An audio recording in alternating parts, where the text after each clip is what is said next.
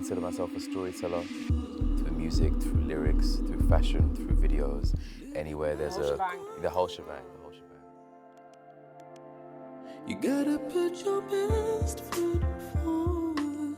I was joined by a lovely guest, Kwaye. Oh, you already know it. Welcome to the show, Kwaye. It's really nice to have you on board. Thank you for having me. I guess our first meeting when we met, you had just released your first EP. I remember you just thriving. You were releasing hits after hits after hits. And then I've got news a couple years later that you wanted to be independent. Tell us about your journey there. Like, you know, getting from obviously where you're at with a label and then trying to be independent. Please share us like what your experience was. Well, I guess the beginning, when Kwaye was born, or when Kwaye came to life, I think the Kwaye that's sitting here now and the Kwaye that you met was born in 2014 to 2015. That was like my first trip in LA. So I went to university, did English and American studies at uni, and it was a 4-year course. So my third year was in UCLA. Yeah. And then so studying at UCLA was when it changed everything, because it's such a beautiful thing to go to somewhere new as an adult in a space where no one knows who you are, because it's like with all the amount of years and experiences that you've come into that situation, you go, and then when you're in a place where no one knows you, when someone asks you, oh, hey, what's your name, what do, you realize that you don't have to abide or chameleon yourself or form into the son version of you, or the brother version of you, or the friendship group version of you, or the cousin version of you, or like the version of you that hangs out in London.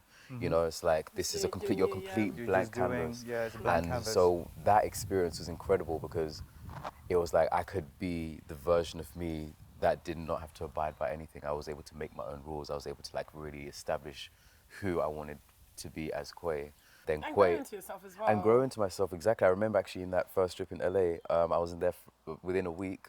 I was like, I'm gonna get dreads. I'd be rocking that Fresh Prince high top for Time, and then I went to LA and I was like, I got my dreadlocks, and then that was like, the Kwaye bun, everything was born. The Kwaye, added the E, added the dreads, added the bun, and it's so. Now you got 4 buns. Yeah, now I got 4 buns, you know, and I got 4 planets. Now I got 4 planets there, orbiting. Who knows what's next? But it's grown over the years. But the trip was amazing, and then so when I was there, I met one of my best friends in the world, Will. As you guys all know, Will is the most amazing, talented producer, musician, and we hit it off from the start. And then within 2 weeks of being in LA, we made the demo of Cool Kids. So that was in 2014. I first wrote that song, and the ethos of that song was literally the story I was just telling you about, like kind of being on this journey away from home, but leaving the ones that you love, your friends, your family, but trusting that, you know, the paths might be that the paths are beautifully uncertain, but the destination remains the same. You know, we're always like kind of striving for this goal. And then my journey came through to LA. I evolved. I became Kwaye there. I got signed there. And then when I came back to the UK, I came back to the UK in 2015 with the deal. I'd made Cool Kids, Little One, Sweetest Life, the entirety of my first EP, and it was such a blessing. It was such an amazing thing. The version of Kwaye that came back to the UK in 2015 was completely charged. I came back with a new sense of style, sense of confidence, awareness in self, and like what you're saying, it just kept on building from there. 2 years later, 2017, that's when Cool Kids came out, and then the trajectory really started.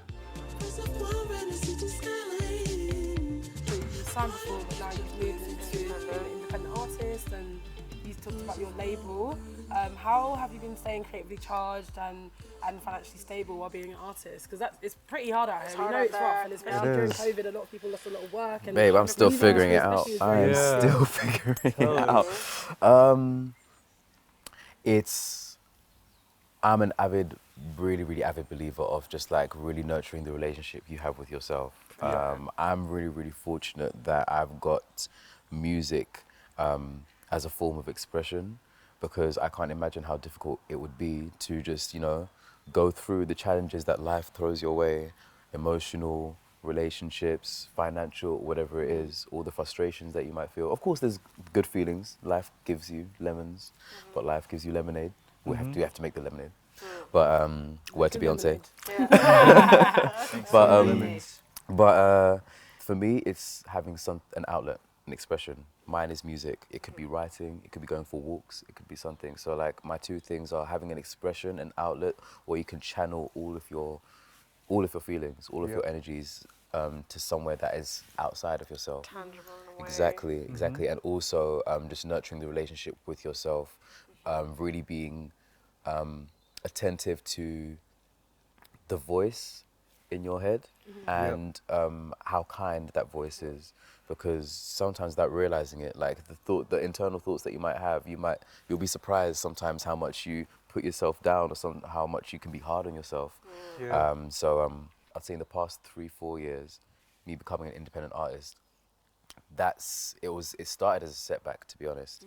So we're gonna just plug the fact that there's a track called Kindness that is actually about that. Yep, exactly. Show me It's a good kindness. track. Yeah, Check it out. 100%. Yeah. And funny that you're saying it. So I feel like, I mean, obviously, music is your like expression, but it's like if you listen to Kwaye's music, if you listen to your music, you can hear the different extensions of yourself and the different characters within yourself 100%. comes out in your music, and you can feel that. The love. 100%. In fact, like me and Hannah like talk about this all the time as well, about like how like in our one body there's just so many different characters and versions, and they're The all Hannah, voices. they're all Kwaye, Yeah. but like they're the different entities of yourself, and That I'm live glad you within said you. that as well, because I really do pride myself in terms of the music that I make on the amount of characters there are. Exactly. You know, Yeah. the voice, it's all Kwaye's voice, Yeah. but like when you hear Paralyzed, Exactly. it's a different character to Be Easy Yeah. or Kindness, or when you hear Cool Kids, it's different Completely. energy, Yeah. but it's all under the same ethos, you know. Yeah. So I feel like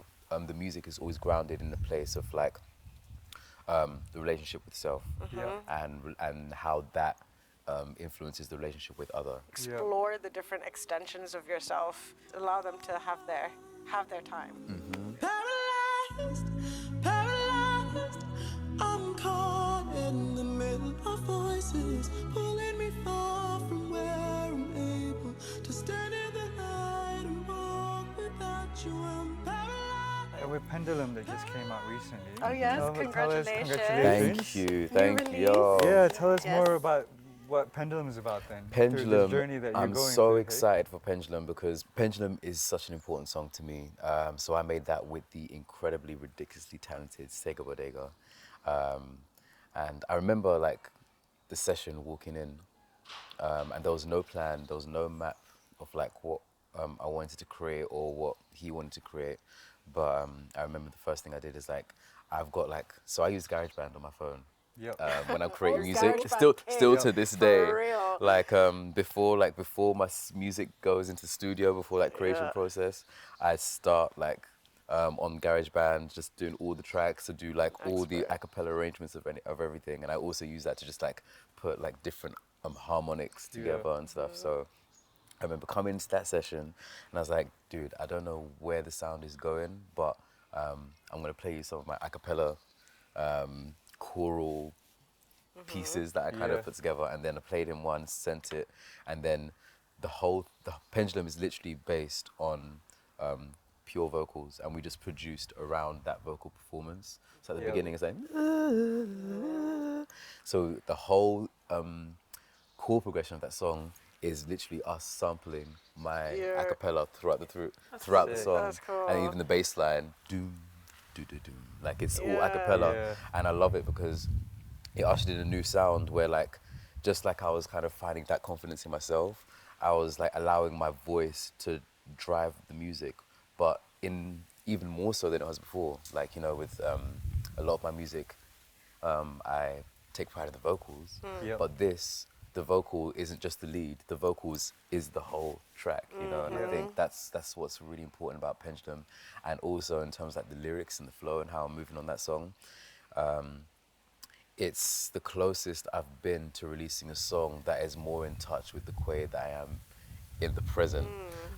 Like I said earlier, made Cool Kids and those first few tracks in 2014, 2015, but the single didn't come out until 2017. And for the longest time, I've been like kind of catching up to myself. So everything that you hear, the stories that you hear from music, they're authentic and they're real, but sometimes I would have, evolved past that or They're, learned like, from already those lived, situations. yeah. But it's now for the people that listen to have their own story and their own journey with the music. But now with Pendulum and the music that's going to be coming out later, it's a really exciting time because I feel like I'm making music and putting out messages in real time. So you're seeing the music that you're hearing from Pendulum, hopefully onwards, is in tune with The current self. current Kwaye. Yeah. Okay. Yeah. And Yeah. as well, like, just being artists or being creative in general, I think takes a lot of mental work and actually has a lot of mental strain. For sure. How do you manage your mental health and how do you protect it as well? Yeah, do you know what? I think it's, to be completely honest, it's a work in progress. I wouldn't say I've got all the answers. I'm still figuring it out myself every day. But honestly, it's like kindness is key. So I live by a mantra of 4 words, which is love, kindness, empathy, gratitude. And I feel like I try to apply those 4 words to everything. Conversations, linking up, just being kind to strangers, like just basically like if you apply those 4 words and try and keep those words in mind in your daily life, you'll be surprised how much that can like really just bring Bring back to clarity you. and peace to yourself. And like I was saying earlier, relationship with yourself is the beginning of every relationship that follows. For you know? sure. So I think that's the first and foremost. I try and have that mantra very, very conscious and very present in my mind before I even have a conversation with anyone or before I even say anything. And then also, I've learned to cherish my downtime more, and I've learned to say no more because I love people. Conversation the other day. Because I love people, like do love I people. love people, and to the point where like I'll probably I'll go out my way a lot to be Right. present for a lot of people, and that's a great thing, because I think by doing that, like I've been able to have such amazing connections and some amazing friends, and like I feel like that love is always there and it's reciprocated. But in other situations, I'll say yes and overexert myself. You can't let And that's yourself actually, run dry. and when we talk about like the relationship that you have with yourself as a person, that's being unkind to yourself because Yeah. you're not choosing yourself. Sometimes you can say no, and the reason might be I'm spending time with myself, I'm taking myself out on a Doing date. awesome stuff. Yeah, exactly.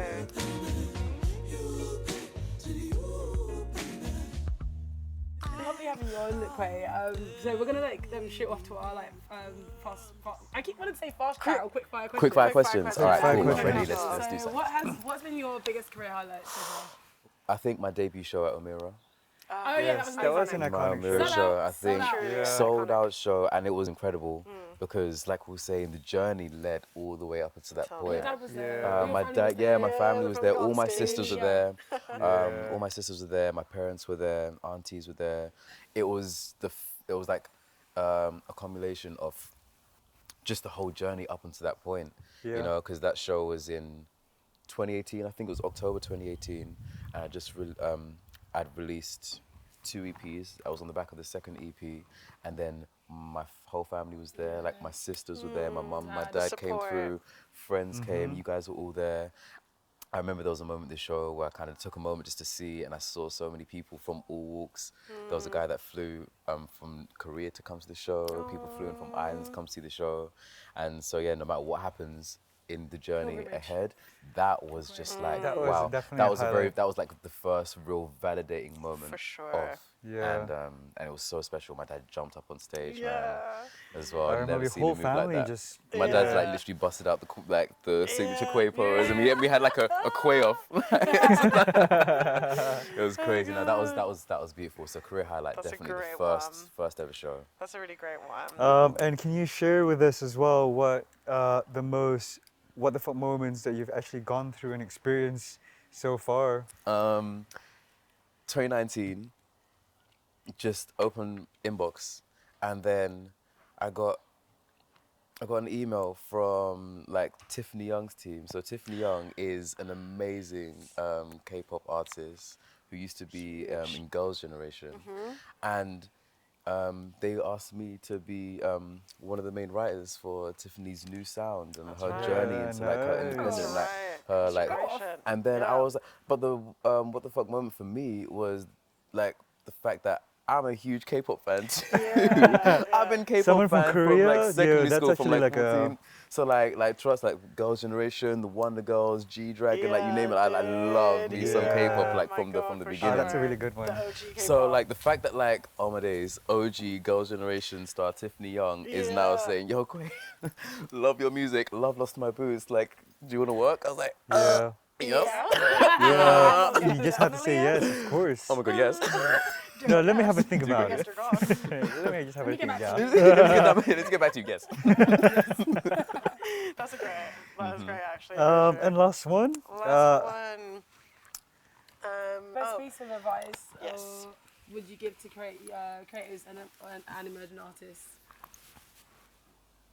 Believe in the dreams that you had when you were younger.